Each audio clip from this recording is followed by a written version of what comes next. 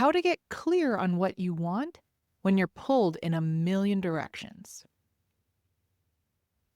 Of all the deeply transformative conversations I've had with clients over the years, there are two questions that always stop people in their tracks. One, what do you need? And two, what do you want? They sound very simple, but they're often the hardest to answer, not because we don't care or because we haven't thought about it, but because we've been conditioned to look everywhere but within for the answer.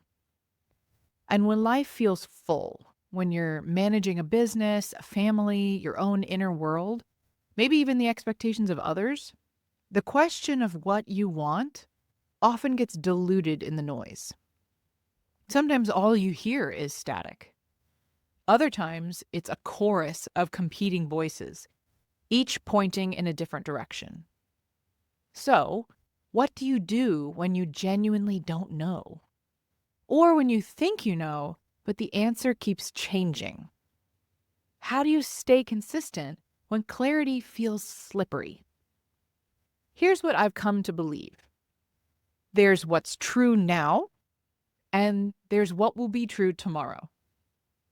And the only way to find the thread between the two is to keep listening. Before we dig even deeper together, I want to make sure you've grabbed your free copy of The Growth Without Burnout Blueprint, a guided journal I created just for creatives like you who are building bold, beautiful lives and businesses without losing themselves to the grind.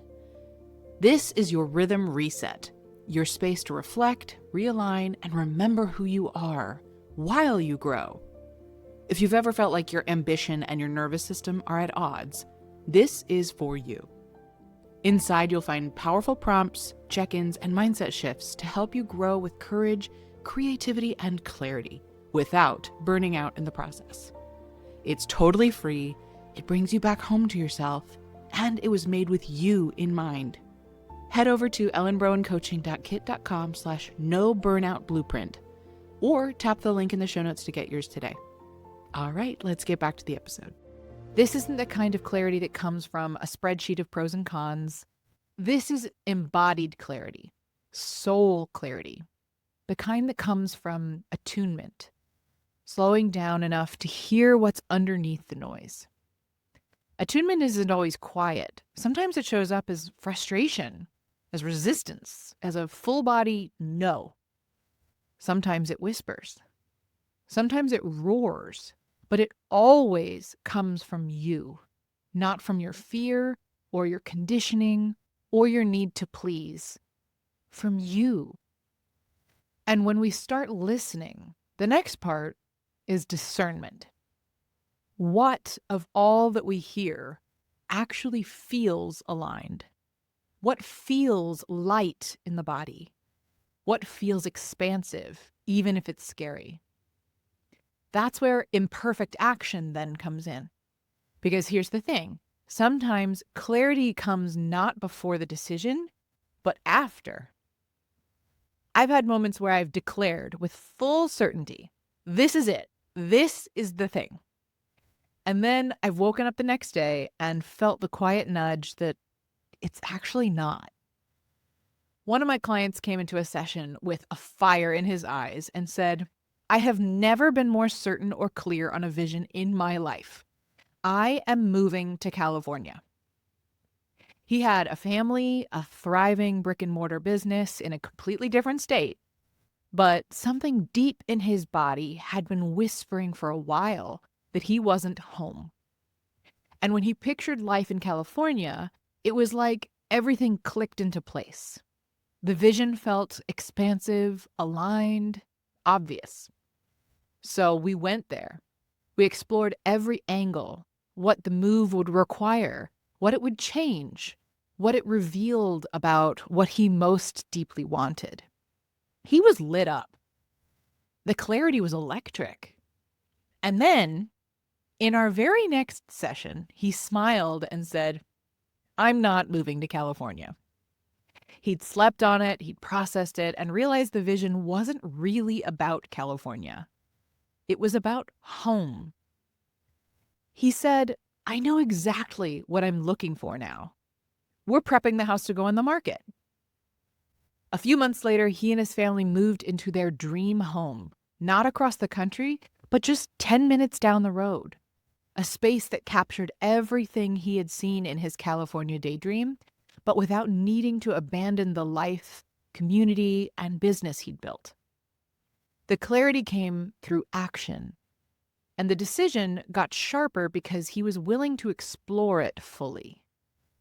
Every time we take action towards what we think we want, we learn something. And that new information becomes part of the unfolding path. It's how self-trust gets built, not by being right all the time, but by being willing to try, listen, pivot, and try again. That's the practice.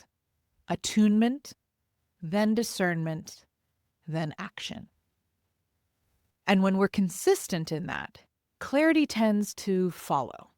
Not all at once, but breadcrumb by breadcrumb, moment by moment, choice by choice.